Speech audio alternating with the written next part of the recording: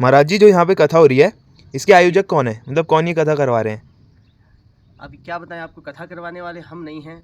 कथा करवाने वाले हमारे पितृ देवता, हमारे इष्ट देवता, कुल देवता, सभी का आशीर्वाद मिल रहा है।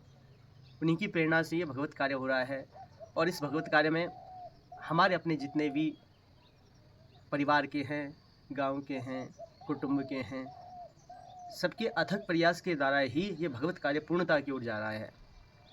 और विशेष रूप से जो हमारे वृद्धजन हैं, जो इस कार्य में लगे हुए हैं, जैसे हमारे श्री चतुरानंद ममगाई जी ताऊ जी हो गए, उनके संग में हमारे चाचा जी श्री गणेश ममगाई जी हो गई, श्री केशवानंद ममगाई जी हो गए, और गांव के समस्त जन जो इस सेवा में लगे हुए हैं, उन्हीं के अथक प्रयास के द्वारा ये कार्य किया जा रहा है। और ये भगवत कार्य है।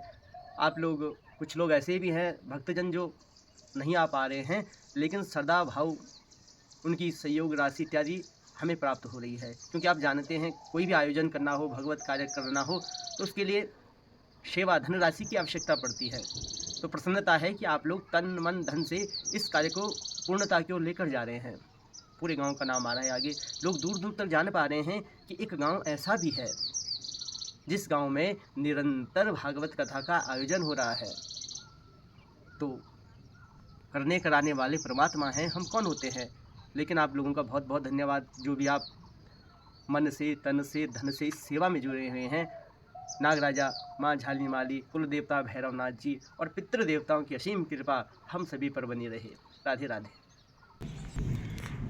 आपको कैसा लग रहा है अपने गांव में दोबारा कथा करके? ये तो बहुत अच्छा लग रहा है।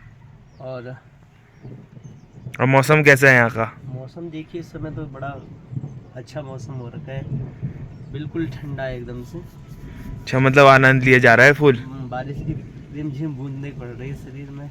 अच्छा, तो फिर अभी पूजा वगैरह तो कर ली होगी आपने?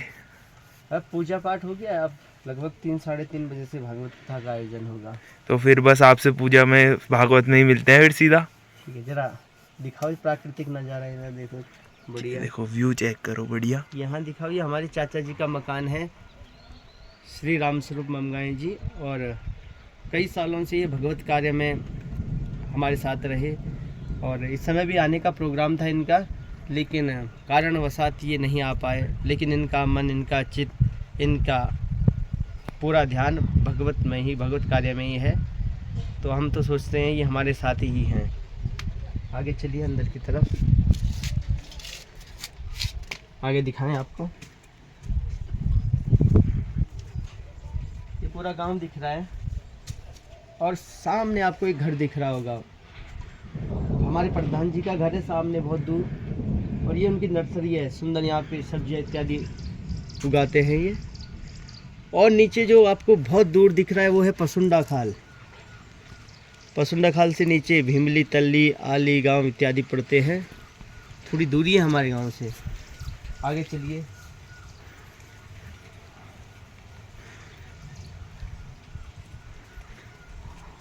ये हमारे श्री नागराजा का मंदिर है, भगवान नागराजा, दर्शन कराइए। हमारे नागराजा भगवान का मंदिर है, दर्शन कीजिए।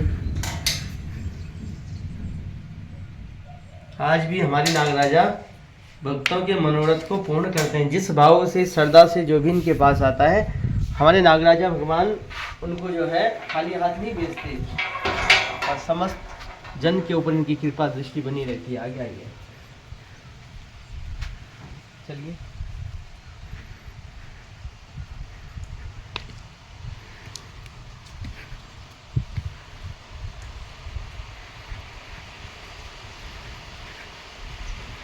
और ये हमारी देवी हैं झाली माली, इनका दर्शन भी कीजिए। माँ झाली माली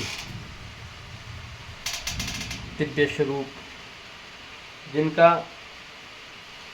दर्शन करने मात्र से भक्तों के सारे मनोरथ पूर्ण हो जाते हैं। ऐसी हमारी झाली माली मैया। और हमारी झाली माली मैया जो है करुणामयी है, करुणा की सागर है। पांडाल की ओर चलिए, व्यासपीठ बनी है। ये भागवत कथा का दिव्य और भव्य पांडाल। ये देखिए सारा पंडाल बना हुआ है। ये हमारे यहाँ पे सर्वतोभद्र मंडल बना हुआ है और इसमें सारे देवताओं का निवास है। और इसके मध्य आप देख रहे हैं कि भागवत जी हैं, भागवत जी के ऊपर हमारे ठाकुर जी। व्यासपीठ बनी है सुंदर। ये व्यासपीठ बने हुए कई समय हो चुका है। ये पांडाल ये सब भगवत कृपा से हुआ है और श्रद्धालुओं के अथक प्रयास के द्वारा ये पूरा पांडाल बनाया गया है। नहीं तो देख रहे होंगे आप इस मौसम में, इस बारिश में कथा करना यहाँ पे संभव नहीं था, लेकिन आप भक्तों ने बहुत सहयोग किया है और ये दिव्य और भव्य पांडाल बना है। देखो बारिश आ रही है, ऊपर टीन सेट लगाए तो हमें कोई तकलीफ नहीं हो रही। सुंदर तरीके से भागवत कथा हो रही है यहाँ पे। आगे चलिए।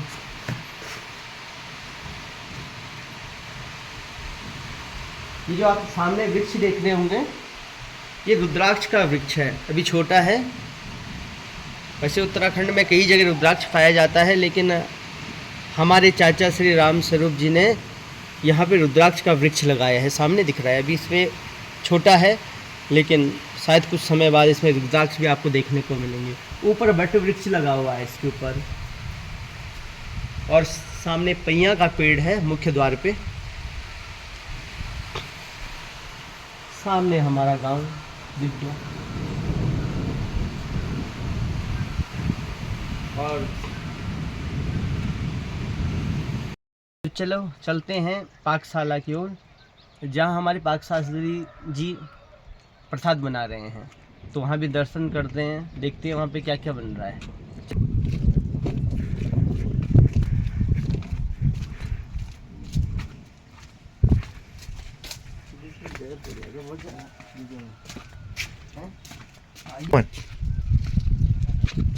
आइए पाकशाला की ओर। सुंदर यहाँ पे हमारे पाकशास्त्री हमारी ममगाई जी कुछ बना रहे हैं। उनसे भी पूछिए क्या क्या बन रहा है। ये हमारे पाकशाला है। देखिए सुंदर यहाँ पे रसोई है। हमारी चाचा जी लोग चाय पी रहे हैं। ये चाचा जी हैं, सेवा में लगे हुए हैं सब यहाँ पे। हाँ, सेवा यार, सब सेवा में हैं।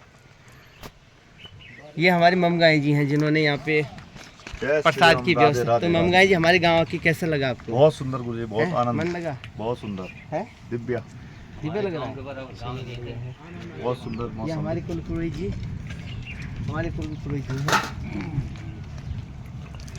देखो आज ये भी बोलो ना कि आज हमारे गांव में पुआ बना हुआ है। हाँ, आज हमारे गांव में पोहा बनाया हुआ है। ये हमारे चाचा जी बताएंगे। हाँ, आज हमारे गांव में जो है पुआ बना हुआ है और बड़ा अच्छा लग रहा है। मौसम भी बड़ा सुहाना हो रखा है। जी। और इससे ज्यादा हम बोल भी सकते। हमारे लोग बहुत जो नहीं आ पा रहे हैं लोग, वो जल्दी से आइए। हाँ, बिल्कुल सब आपका इंतजार कर रहे हैं, आप जल्दी आइए।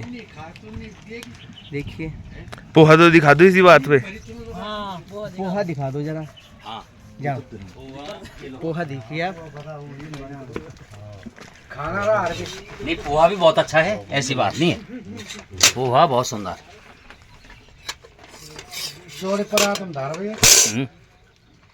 सुंदर पोहा है, देखा बढ़िया। क्या बात है। तुम खेल पोहा? नहीं बहुत सुंदर बनी भाई साहब, बहुत सुंदर है। हाँ, दोनों जगह चटनी होती तुम मजा आ जाता है।